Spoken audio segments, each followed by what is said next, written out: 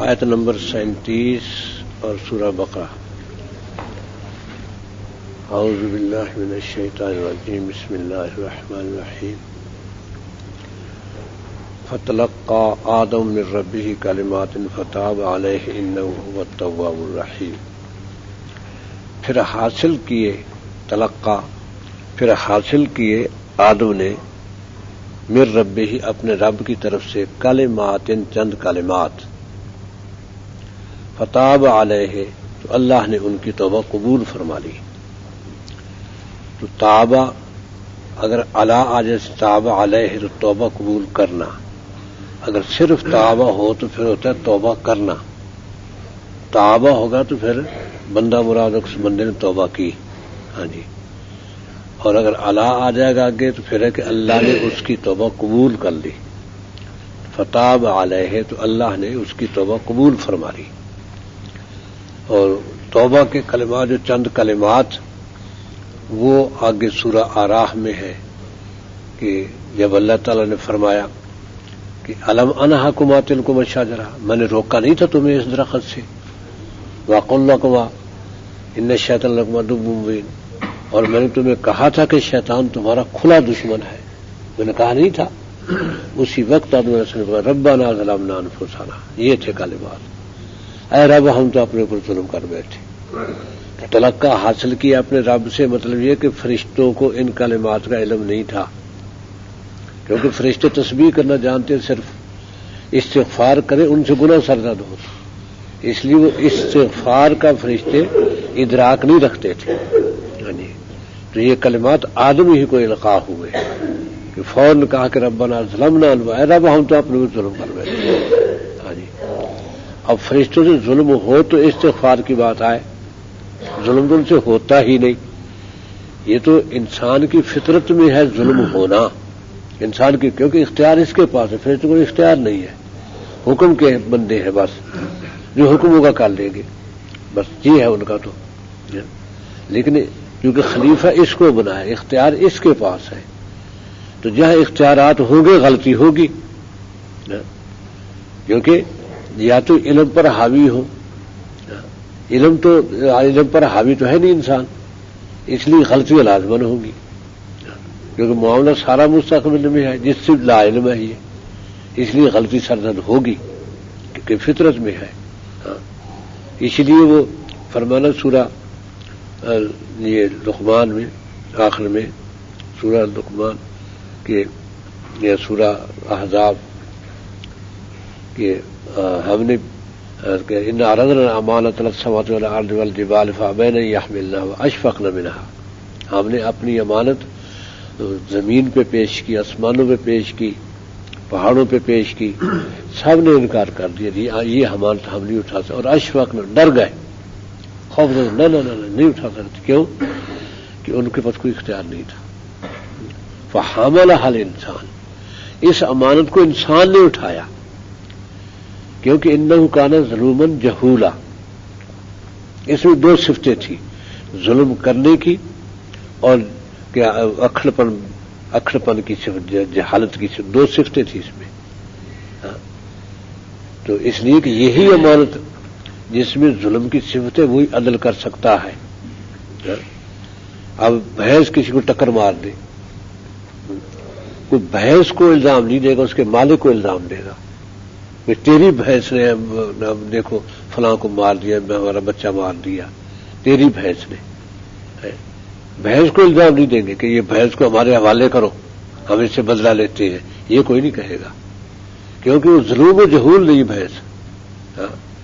ظلم وہ ہوتا ہے کہ جو انصاف کرنے کی قدرت رکھتا ہے پھر انصاف کو چھوڑ کے ظلم کرتا ہے۔ جہول وہ ہوتا ہے جو علم حاصل کرنے کی قدرت رکھتا ہے پھر علم سے باز رہتا ہے، چھوڑتا ہے اس کو۔ علم سے مراد کوئی اللہ کی معرفت کا علم، دین کا علم جو اس کی قدرت رکھتا پھر نہیں حاصل کیا اس نے، وہ جہول ہے، خواہ وہ بش ہو یا اوباما ہو یا کوئی ہو، ان کے پاس بڑے بڑے علم ہے لیکن یہ علم نہیں ہے اللہ تعالیٰ کا، اس لیے وہ ظلوم ہے، جہول ہے، کیونکہ جواب دہ وہی بنتا ہے جو ظلم و جہول ہے، وہ جواب دے نہیں، دیوار گر جائے کسی پر، نیچے دو چار بچے آ گئے تو اب دیوار کو نہیں پیٹیں گے، مالک کے پاس آئیں گے. تیری دیوار گری، اس کے نیچے بچے آئیں گے، مالک کے پاس آئیں گے. قصور مالک کا ہے، کیونکہ ظلم و جہول ہے، دیوار نہیں ہے. کہ جو ظلم و جہول نہیں ہے اس پر الزام نہیں آتا. بھیڑیا اٹھا لے گا بکری، بھیڑیے پہ کوئی الزام نہیں دے گا کہ بڑا ظالم تھا، یہ تھا وہ تھا، نہیں، کیونکہ اس کا کام یہ کرنا، اس کے بغیر کام کر ہی نہیں سکتا وہ. تو اس لیے فرشتے ظلم و جہول نہیں تھے، کیونکہ ان پر کوئی الزام نہیں ہے. فرشتہ جو موت پر مقرر ہے فرشتہ، اب کتنے لوگوں کو جو روزانہ ان کی جانیں لے جاتا ہے، فرشتے کو کوئی الزام نہیں دے گا کہ وہ ظلم و جہول نہیں ہے. لیکن جس کی موت ہے، جس کی جان بھی فرشتہ لے جائے گا، اس کو آدمی قتل کر دے تو آدمی تو جان نہیں لے سکتا، جان تو فرشتہ لے جائے گا. اس پر الزام آئے گا، اس کو پکڑا جائے گا، یہ مجرم ہے، کیونکہ ظلم و جہول کی صفت اس میں ہے. تو اس لیے آدم علیہ السلام چونکہ فطرتاً اس فطرت کے تھے کہ جس میں ظلم اور جہل کی صفت موجود ہے، تو ان صفتوں کو ختم کر کے انصاف اور علم کی صفت حاصل کی جا سکتی، یہ اختیار ہے کہ علم کی صفت حاصل کی جا سکتی ہے، انصاف کی صفت حاصل کی جا سکتی ہے. پھر کیوں نہیں کیا؟ تو اس لیے انسان نے اس امانت کو اٹھایا. پہاڑ یا آسمان ان کے بس کا روگ نہیں تھے اس امانت کو اٹھانا. تو اس لیے آدم علیہ السلام کو فوراً کلمات دل میں آ گئے، کیونکہ صفت ظلم و جہول تھی. جو ہی غلطی کی، یہ غلطی تو گویا جہول ہونے کی وجہ سے، اور پھر تلقا حاصل کر لی کلمات فوراً ہی، زبان پہ جاری ہو گئے کلمات. یہ ہے کہ وہ جہالت کو ہٹا کے علم حاصل ہوا، علم حاصل ہوا تو فوری تلافی ہو گئی. اس لیے فتلقى آدم من ربی کلمات حاصل کی اپنے رب کی طرف سے، تو اللہ نے توبہ قبول فرما لی. انہ هو التواب الرحیم، یقیناً وہ توبہ قبول کرنے والا، رحم کرنے والا ہے. اب چونکہ انسان ظلم ہے تو ظلمتوں سے سرزد ہوں گے، جہول ہے تو جہالتوں کے کام اس سے ہوں گے. لہذا جب وہ جہالت کے بعد پھر اس میں صفت علم ہے تو فوراً جانے گا کہ میں استغفار کروں، اور اس میں وہ صفت انصاف ہے، فوراً اپنے گناہ کا اقرار کرے گا. انصاف کی صفت اس میں موجود ہے، اقرار کرے گا. یہی آدم نے کیا، لہذا اللہ نے توبہ قبول فرما لی. تو اللہ تعالیٰ کی صفت تواب اور صفت رحیم، صفت غفور، ان کا اثر بھی تبھی ظاہر ہوتا ہے کہ کوئی یہ کرنے والا ہو تو اللہ کی صفت ظاہر ہو. اس لیے انسان کو پیدا کیا تاکہ اللہ کی صفت غفور اس کا اظہار ہو، وہ بخشے. وہ قصور کرے تو وہ بخشے، توبہ کرے وہ تو وہ تواب ہے، توبہ قبول کرے اور اس کو بخش دے اور اس پر رحم فرما دے. تو اس لیے وہ تواب الرحیم، توبہ قبول کرنے والا، رحم فرمانے والا ہے. لیکن اس غلطی کا اثر یہ ہوا، قلنا اہبطوا جميعا منها جميعا، ہم نے کہا کہ یہاں سے سب اتر جاؤ. یعنی یہ نہیں ہے کہ آدم اور حوا نے غلطی کی تو بس انہی تک رہے، اب اولاد پیدا ہو تو واپس جنت میں آ جائے. تو یہ کچھ سزا نہیں دینی تھی آدم اور حوا کو، پیدا ہی زمین کے لیے کیا گیا تھا، ان کو اعزازاً یہاں رکھا گیا تھا. تو یہ اعزاز ساری اولاد کو نہیں ملنا تھا. یہ تو ہو سکتا تھا کہ آدم و حوا جنت ہی میں رہتے، لیکن اگر اولاد ہوتی تو اس کو زمین پہ اتار دیا جاتا. یہ تو ممکن تھا. یہ ممکن نہیں تھا کہ آدم اور حوا تو اترے اور اولاد جنت میں رہے، کیونکہ جنت میں اعزاز آدم و حوا ہی کا تھا. وہ اعزاز ہوا لرن شوئی، تو لہذا وقت آ گیا زمین پہ اترنے کا، لہذا اتر جاؤ اور سب کے سب اتر جاؤ. تو فإما یأتینکم منی ھدی، اور پھر اگر آ جائے تمہارے پاس، تو یاتی تھا، یاتی اگر آ جائے، لیکن نون تاکید کا آ گیا کہ ضرور آئے گی. یاتیننا، یہ نون تشدید کا آگے آئے گا تو اس کے معنی ضرور کے ہو جائیں گے. لیاتیننا لأملأن، ضرور بھروں گا، لأملأن جہنم منکم اجمعین. یہ شیخ ابلیس کو کہا تھا تم سب کو، تو اور جو تیرے متابع ہوگے ضرور بھروں گا. لأملأن، یہ نون تاکید کا ہوتا ہے، ضرور کے معنی دیتا ہے. لیاتیننا، اما اگر آ جائے تمہارے پاس میری طرف سے، منی میری طرف سے، ہدن ہدایت. فمن تابعہ، تو جو شخص ہدایت پر چلے گا، خدا یا میری ہدایت، ہدن ہدایت اور خدا یا میری ہدایت، جو شخص اتباع کرے گا، من تابعہ جو چلا خدا یا میری ہدایت پر، فلا خوف علیہم، ان پر پھر کوئی خوف نہیں ہوگا، ولا هم یحزنون، کبھی غم زدہ نہیں ہوں گے، کیونکہ جنت جو مل گئی. جب ہدایت پر چلے تو اللہ کے نام کے حقدار بن گئے اور جنت مل گئی. تو جنت ملنے کے بعد غم اور خوف کا کیا سوال؟ تو خوف آئندہ کا ہوتا ہے کہ پتہ نہیں کیا ہو جائے، یہ دنیا میں ہے.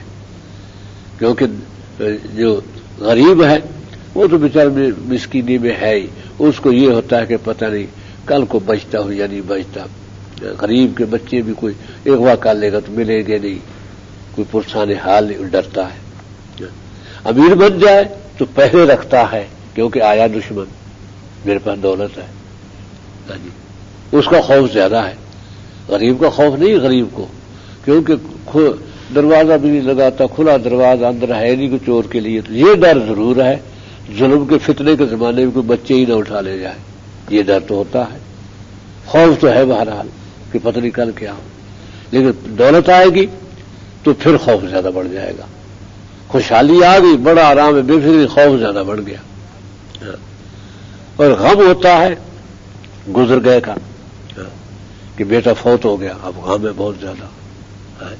غم پھر زیادہ بھی ہو جاتے کہ مجھے اکلوتا ہی بیٹا تھا اور اولاد ہی نہیں ہے، اور آگے بڑھاپا آ رہا ہے، کوئی خدمت کرنے والا بھی نہیں ہے. اور اگر دولت مند ہو تو غم اور زیادہ ہو جاتا ہے، کیونکہ میری دولت جمع کی کا کیا بنے گا، یہ تو کوئی لے جائے گا، میں تو مر جاؤں گا، اب کیا کروں اس دولت کا، یہ غم ہوتا ہے. تو اس لیے جو مالدار مرتے ہیں نا، وہ ان کو غم بہت زیادہ ہوتا ہے. مرنے کے وقت میں وہ تو اپنی حالتوں سے بتا نہیں سکتے، مرنے کے وقت میں بہت بری حالت ہوتی ہے ان کی. یہ کہ گھٹ گھٹ کے جان نکلتی ہے، جان نہیں نکلتی کیونکہ پیچھے غم ہے، میری دولت کا کیا بنے گا. غریب کو اس کی پرواہ نہیں، دولت ہے ہی نہیں کہ پیچھے چھوڑ کے جائے. یہ اولاد ہے، چلو اولاد وارث ہو جائے گی. دونوں چیزیں منفی ہیں جنت میں، نہ خوف نہ غم. کوئی ایسی بات پیش ہی نہیں آئے گی جس میں غم ہو، آئندہ کوئی اندیشہ نہیں جس سے خوف ہو. لا خوف علیہم ولا یحزنون، نہ ان کے خوف ہوگا اور نہ وہ غم زدہ ہوں گے. والذین کافروا، اور جو کافر ہوئے، وکذبوا بآیاتنا، اور ہماری آیات کو جھٹلا دیا. جو کافر تبھی ہو گئے کہ آیات کو جھٹلا دے. کافر ہوئے، میری آیات کو جھٹلا دیا. اولئک اصحاب النار، وہ آگ والے ہیں. ہم فیہا خالدون، اور وہ اس آگ میں ہمیشہ رہیں گے. یعنی جو کافر ہے وہ جہنم سے کبھی نکل نہیں سکتا، نہ مرے. جیسے جنت میں خلود ہے ہمیشہ ہمیشہ، ایسے جہنم میں خلود ہے. جہنم بھی ختم نہیں ہوگی اور نہ وہاں مرا جائے. زندہ رہنا ہے اور بس جلتے رہنا ہے، زندہ رہنا ہے، جلتے رہنا ہے، بس ساری مصیبتیں جہنم میں. تو یہ فرمایا کہ اصحاب ہم فیہا خالدون. یا بنی اسرائیل، اب یہاں اسرائیل سے خطاب ہے کیونکہ مدینے آپ تشریف لائے ہیں تو پہلی سورت یہی نازل ہوئی ہے. اور یہود و نصارہ مدینے میں تھے، نصارہ تو نہیں تھے، یہود تھے. نصارہ تو سورہ آل عمران میں نصارہ کو خطاب ہوگا، کیونکہ سورہ آل عمران کا نصف اول جو ہے نا، پہلا حصہ وہ نازل ہوا سن 9 ہجری میں، اور آخری حصہ نازل ہوا ہے سن 3 ہجری میں، غزوہ احد کے بعد. اور پہلا حصہ فتح مکہ کے بعد 9 ہجری جب نجران کا عیسائیوں کا وفد آیا 60 افراد پر مشتمل تھا، نبی صلی اللہ علیہ وسلم سے گویا مناظرہ کرنے کے لیے کہ ہم کو دیکھتے بلا وہ کیا دلائل دیتے ہیں اپنے نبی ہونے کے، تو انہوں نے سوالات کیے، آپ جواب نہیں دیتے تھے، ان کا سوال سن کر چپ ہو جاتے تھے، وہی آتی تھی آپ سنا دیتے تھے بس، کیونکہ اپنی طرف سے آپ جواب دیتے ہی نہیں، ما ينطق عن الهوى ان هو الا وحی یوحی، جو بھی آپ بولتے وہی ہوتی ہے، وہی آئے گی تو جواب ہوگا ورنہ نہیں۔ ہاں تو اس لیے وہ عیسائیوں کا وہاں ذکر ہے، ہاں یہاں خطاب یہودیوں کو ہے، اور پھر دعوت اسلام کی عیسائی جلدی قبول کرتے، یہودی نہیں، خال کوئی یہودی شاید ایمان لائے، یہودی ایمان نہیں لاتے، اور عیسائی تو لاکھوں کی تعداد میں ایمان لائے، خلافت راشدہ میں ملک شام، لبنان، یہ سارے علاقے، مصر وغیرہ، یہ سب عیسائی تھے، لیکن ایمان لے آئے، سارے ایمان لے آئے،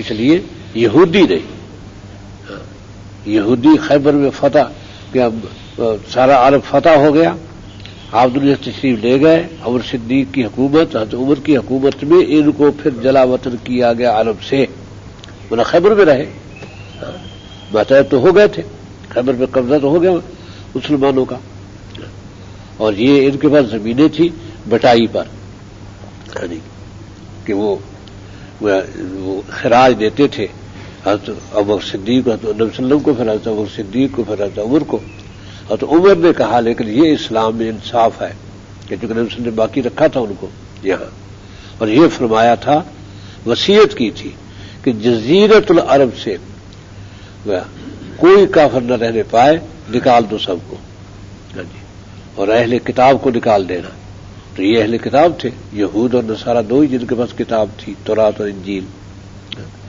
تو حضرت عمر نے ان سے کہا کہ تم اپنے لیے خود جگہ منتخب کر لو کہ تم کہاں رہنا چاہتے ہو، ہاں وہ جگہ منتخب کر لو، اور وہاں تمہارے ساز و سامان سمیت سرکاری انتظام میں تمہیں وہاں پہنچا دیا جائے گا، تمہارا کوئی نقصان نہیں ہوگا، یہاں جو تمہارا سامان رہ جائے گا اس کا معاوضہ دیں گے، جو تم ساتھ لے جاؤ گے وہ باقاعدہ سرکاری طور پر پہنچوایا جائے گا وہاں، ہاں تمہیں کوئی تکلیف نہیں ہوگی کیونکہ رعایا ہے، یہ انصاف تھا ان کے ساتھ، ہاں اس لیے انہوں نے جگہ پسند کی، اریحا کوئی جگہ تھی، وہ شہر تھا وہاں کہ ہمیں وہاں پہنچا دیا جائے، بہت سرسبز شاداب، خیبر تو اس کے بارے میں کچھ بھی نہیں تھا، وہاں پہنچایا گیا انہیں، ہاں جی وہاں سے پھر آگے کیونکہ اللہ تعالی نے فرمایا تھا کہ اسکنوا فی الارض، رہو تم زمین میں، پھیل گئے پھر، اور اذا جاء وعد الآخرہ، جب آخری وعدہ آئے گا ہمارا، جئنا بکم لفیفا، سب کو سمیٹ کے یہی لے آئیں گے، اب وہ سمٹ کے آ گئے، آخری وعدہ آیا اب یہ،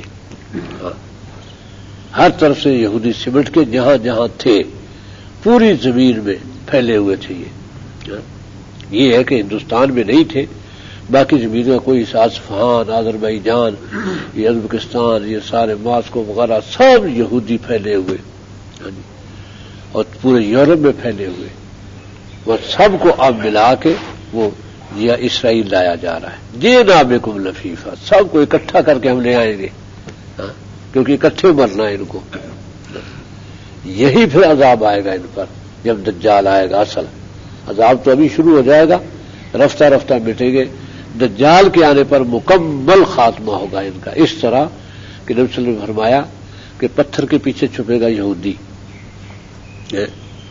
تو پتھر کہے گا کہ اے مسلم میرے پیچھے یہودی ہے، اب اس کو سمجھ نہیں پتھر کا، اب تو پتہ چل گیا کہ جہاں کوئی چھپنا نشان پڑ جاتا ہے، اور ترقی اتنی ہو گئی کہ کوئی کہیں چھپ نہیں سکتا، وہی نشان ہو جائے گا، ایسے ایسے حالات آ گئے کہ جہاں کوئی چھپے گا وہاں نشان ہو جائے گا کہ یہاں کوئی ہے، ہاں جی، اور اب امریکہ ایسے چیزیں استعمال کر رہا ہے، اب بھی یہ کر رہا ہے، تبھی ضرور ابھرے ہوتے ہیں کہ وہ اتنی سی وہ چپ ہے وہ رکھ دیتے ہیں، اتنی سی ہے کہتے ہیں، میزائل وہاں آ کے لگتا ہے، اب کون چھپے؟ یہ ضرور ہم لوگ سے بچ ہی کوئی نہیں سکتا. تو یہ حضرت عیسیٰ ابن مریم کے زمانے میں بھی آ جائے گا، جب دجال کو قتل ہوگا، قتل ہونے کے بعد یہ سارے پھر یہودی مریں گے، کوئی نہیں بچے گا.